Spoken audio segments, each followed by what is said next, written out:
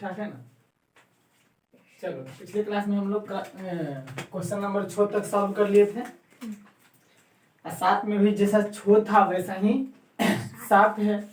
कहता निम्नलिखित समीकरणों को समान कथनों के रूप में लिखिए, यानी समान कथन के रूप में लिखना है। तो बताइए इसमें क्या लिखेंगे।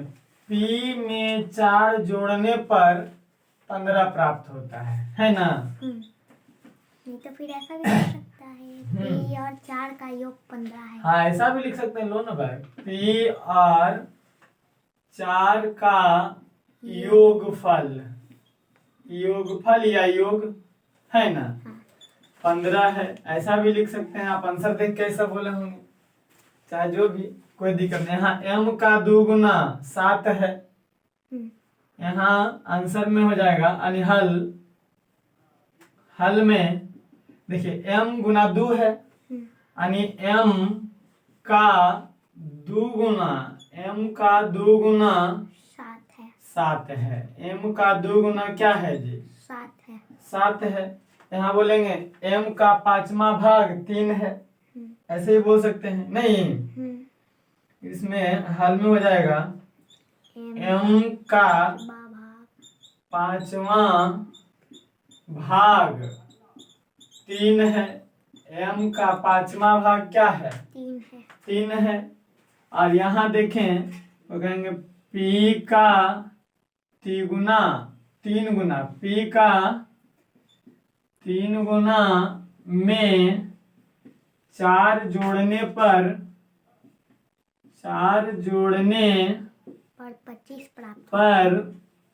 25 प्राप्त होता है। कोई दिक्कत नहीं। आंसर इसे दिया है नहीं। आंसर दिया होगा P का 3 गुना और 4 का योगफल 25 है। हाँ कुछ भी दे सकता है। यहाँ हम बोल सकते हैं P का 4 गुना में से हल में P का 4 गुना, अच्छा गुना ऐसे लिखा था ना, गुना में से 2 को घटाने पर 15 प्राप्त होता है। 15 प्राप्त होता है। 15 प्राप्त होता है। P का आधा में से 2 घटाने पर 8 प्राप्त होता है, ऐसे ही बोल सकते हैं, है ना। यानी P का आधा में से 2 को घटाने पर 8 प्राप्त होता है। आंसर इसका क्या दिया है? आंसर दिया है संख्या P के आधे में से 2 घटाने पर 8 मिलता है। हाँ तो वही लिखे हैं। हाँ। कोई दिक्कत है? नहीं। सिर्फ समीकरणों को समान कथन के रूप में लिख दिए हैं, कहानी समाप्त हो जाएगा। कोई दिक्कत है? नोट किया जाए इसको। देखिए 8 का पहला है, 8 में कहता है निम्नलिखित कथनों को समीकरण के रूप में लिखिए। यानी अब समीकरण बनाना है हमको, कुछ नहीं है, बहुत चीजें। पहले ध्यान से क्वेश्चन पढ़ेंगे। जब भी ऐसा क्वेश्चन रहे वर्ड प्रॉब्लम का तो इसको इत्मीनान से पढ़ते हैं। लैंग्वेज वाला यानी कि जब भाषा वाला क्वेश्चन रहता है ना, इसको ध्यान से पढ़ते हैं। कहता है लक्ष्मी के पिता की आयु 49 वर्ष है। ये तो बोल दिया यहाँ तक पढ़ भी लिए। लेकिन यहाँ से शुरू होती है कि उनकी आयु, यानी लक्ष्मी के पिता की आयु। उनकी आयु मतलब लक्ष्मी के पिता की आयु। लड़की, यहाँ लड़की नहीं लक्ष्मी होना चाहिए। क्या होना चाहिए? लक्ष्मी। लड़की नहीं लक्ष्मी होना चाहिए। लक्ष्मी की आयु के 3 गुने से 4 वर्ष अधिक है। किनका आयु? उनके पिता की आयु, यानी लक्ष्मी के पिता की आयु। यहाँ पे इंडिकेट कर दिया गया है कि लक्ष्मी की आयु को 22 वर्ष लीजिए, है ना।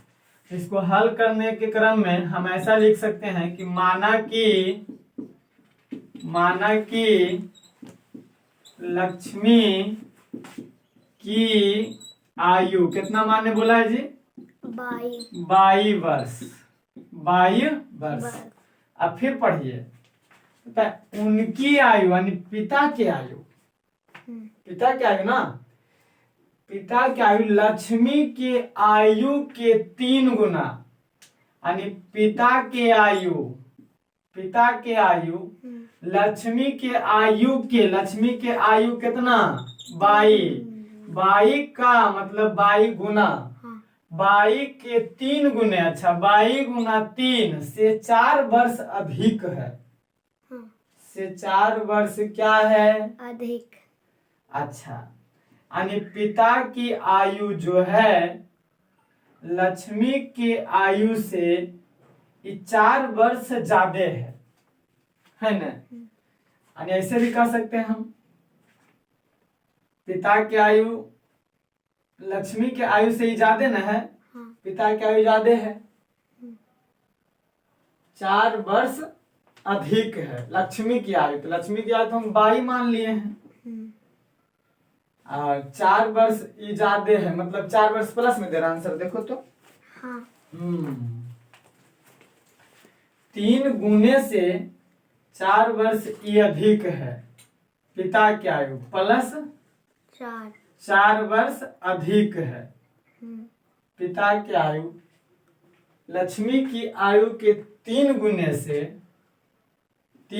से 4 वर्ष अधिक है। गड़बड़ है, अच्छा समझो। यानी पिता की आयु, इधर पुत्री की आयु होना चाहिए, तब पिता की आयु कितना देल है 49 वर्ष। अब पुत्री की आयु कितना है 22 वर्ष। तो जो पिता की आयु है पुत्री के आयु के 3 गुना से, यानी 3 गुना से 3 22 हो गया, 3 गुना से 4 वर्ष ई ज्यादा है, पिता ज्यादा है, यही ना। पुत्री की आयु 22 वर्ष, अब पिता की आयु जो है पुत्री की आयु के 3 गुना से 4 वर्ष अधिक है, यानी पिता ज्यादा है। तब बराबर करने के लिए इधर 4 जोड़ेंगे, 4 जन्य कम उधर जोड़ेंगे, समझ बात। अब यानी पिता का उम्र जो है पुत्री के आयु के 3 गुना से 4 अधिक है, बस यही हो गया आंसर। यानी 3/4 बराबर में 49, यही हमारा समीकरण बन के तैयार हो गया, यही तो आएगा। यानी पुत्री की आयु 22 वर्ष, अगर 3 गुना से 4 ज्यादा, 3 गुना से 4 जोड़ दिए बराबर में 49 वर्ष। को दिक्कत, इसको नोट कीजिए। आगे इसका देखिए, इसका हल बहुत इजी है। क्वेश्चन हम लिख दिए बोर्ड पे। क्या कहता है कि अध्यापिका बताती है कि उनकी कक्षा में एक विद्यार्थी द्वारा प्राप्त किए गए अधिकतम अंक, जो प्राप्त किया अधिकतम अंक प्राप्त किए गए न्यूनतम अंक का दुगना धन 7 है। प्राप्त किए गए अधिकतम अंक 87 है, इसको समीकरण में लाना है। तो न्यूनतम अंक बोला किताब में एल लीजिए, एल हम कुछ ले सकते हैं, है ना। यहाँ लिखेंगे माना कि प्राप्त किए गए न्यूनतम अंक, यानी सबसे कम अंक, न्यूनतम अंक बराबर x हम माने। कहा किताब बोला एल लीजिए, हम x ले लिया। अधिक न्यूनतम मतलब सबसे कम, अधिकतम मतलब सबसे ज्यादा।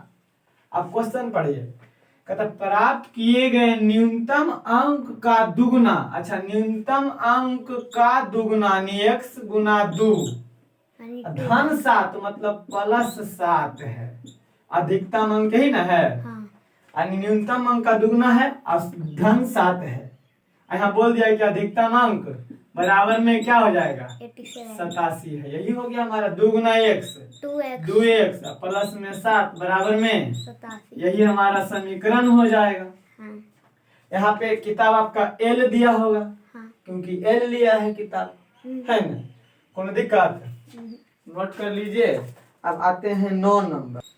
देखिए कहता क्या है 9 में, एक दुकानदार 2 प्रकार की पेटियों में आम बेचता है। पेटी 2 प्रकार के, एगो छोटे पेटी है, एगो बड़ा पेटी है ना।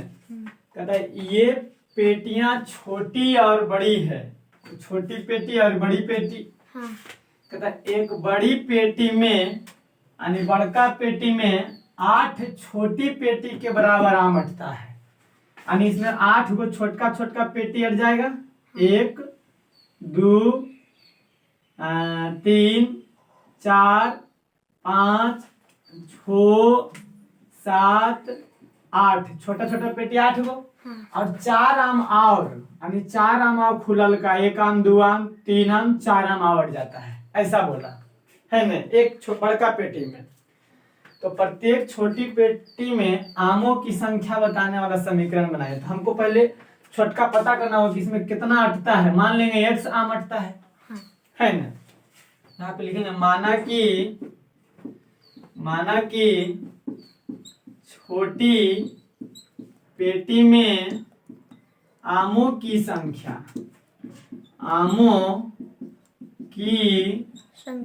संख्या बराबर x।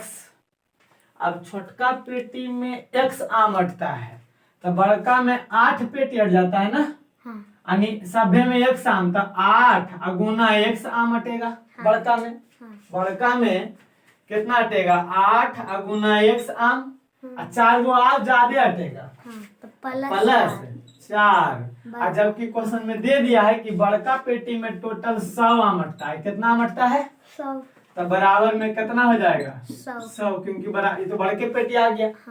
इतना आम रखे हैं जो बड़का पेटी है, ये भी बड़के पेटी, दोनों बराबर है।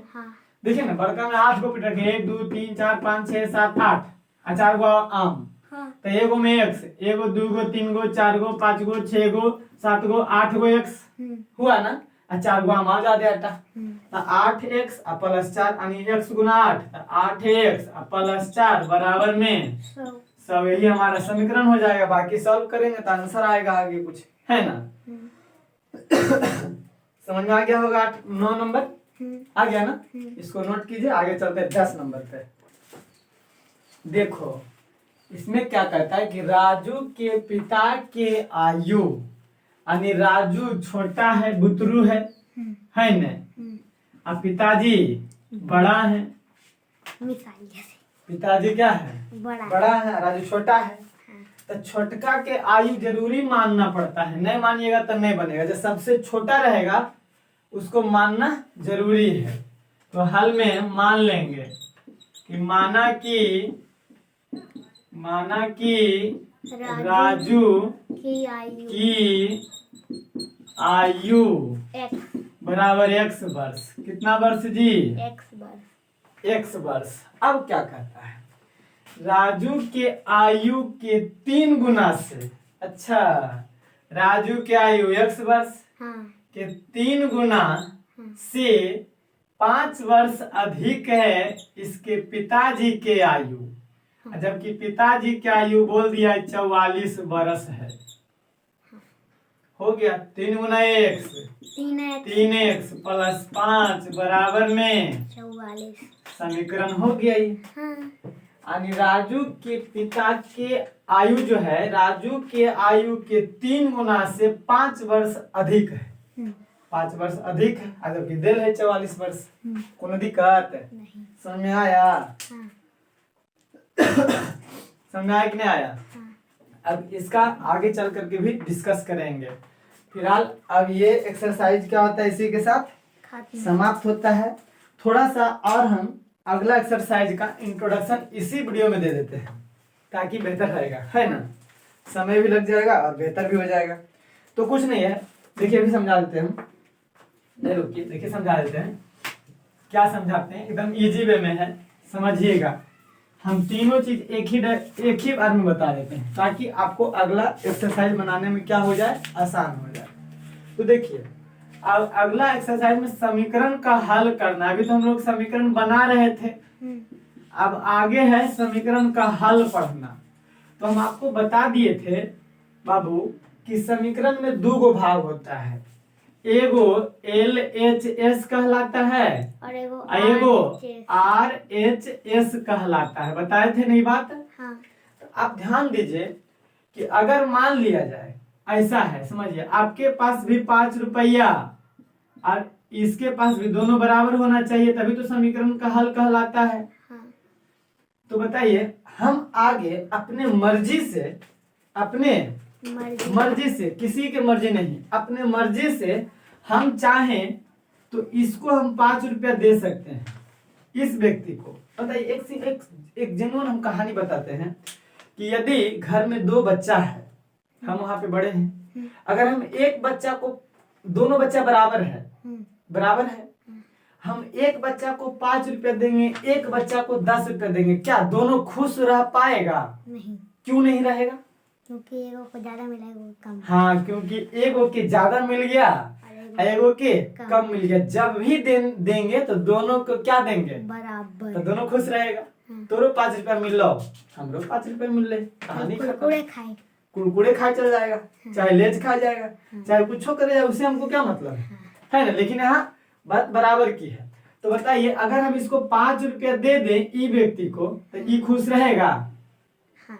खुश रह जाएगा? नहीं, अगर उसको 10 रुपया मिला, इसको हम 5 रुपया देवे कि एक्स्ट्रा पैसा हम कह लो 5 रुपया, ठीक है, हमको भी मिलना चाहिए था। और जब भी अगर हम समीकरण में किसी एक को 5 रुपया देंगे तो दोनों व्यक्ति को 5 रुपया देना पड़ जाएगा। हाँ। इसको भी हम 5 रुपया देंगे। समझ में आया कि नहीं आया?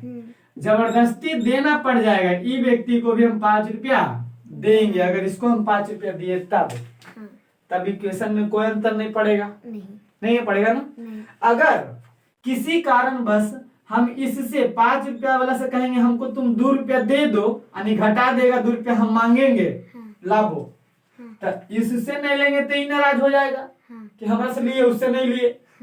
तो इसको भी अगर हम इससे लिए किसी कारणवश जबरदस्ती मांगे ला 2 रुपया रे, तो इससे भी हमको 2 रुपया लेना पड़ेगा, तब ये बात बराबर रहेगा। नहीं तो नहीं रहेगा। तो ये भी क्या कहेंगे इसके, ला रे 2 रुपया ला, हमरा दोनों से 2 रुपया लेंगे, छीनेंगे। लेंगे कि नहीं लेंगे? यहाँ 2 रुपया यहाँ भी लेंगे इससे, यहाँ भी 2 रुपया लेंगे, तो दोनों में खुश रहेगा कि नहीं रहेगा? दोनों खुश रहेगा। इसको भी 2 रुपया छिनाया, इसका भी 2 रुपया छिनाया, चलो कोई बात नहीं, तब कहेगा 3 वाला पार्ले जी खाए। अब जो भी कहे, अगर मान लिया जाए किसी कारणवश ये 5 रुपया है, यहाँ भी 5 रुपया है, अगर हम इसको किसी कारणवश या जबरदस्ती इसमें हम अगर 2 से गुना करें तो इसमें भी 2 से गुना करना पड़ेगा, तब ये बराबर होगा। ध्यान रखिएगा।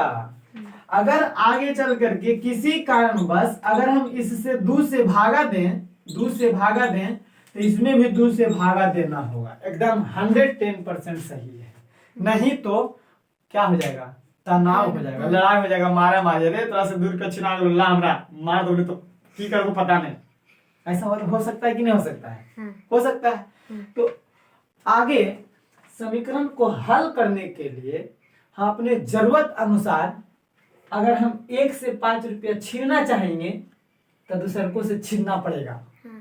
अगर हम एक को 2 रुपया देना चाहेंगे तो दूसरको से 2 रुपया देना पड़ेगा।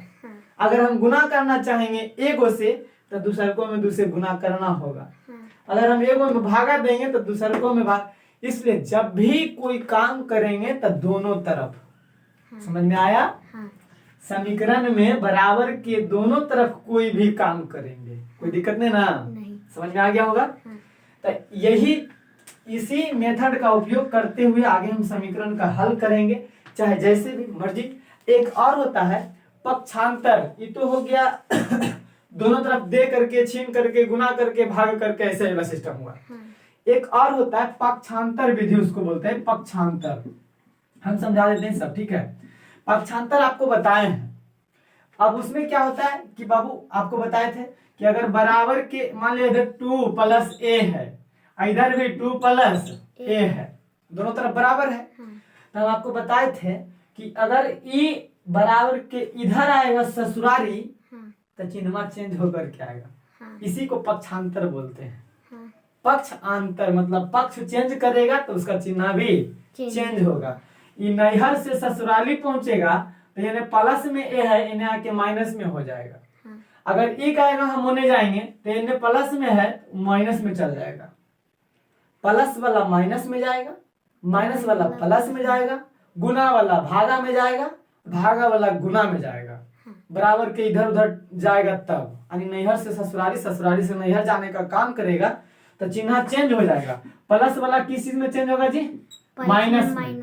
अब माइनस वाला कोची में चेंज होगा? प्लस में। गुना वाला कोची में चेंज होगा? भागा में। अब भागा वाला कोची में चेंज हो जाएगा? गुना में। बस यही इतना अंतर है, पक्षांतर विधि, कोनो दिक्कत नहीं ना। यही दोनों से हम आगे समीकरण को हल करेंगे।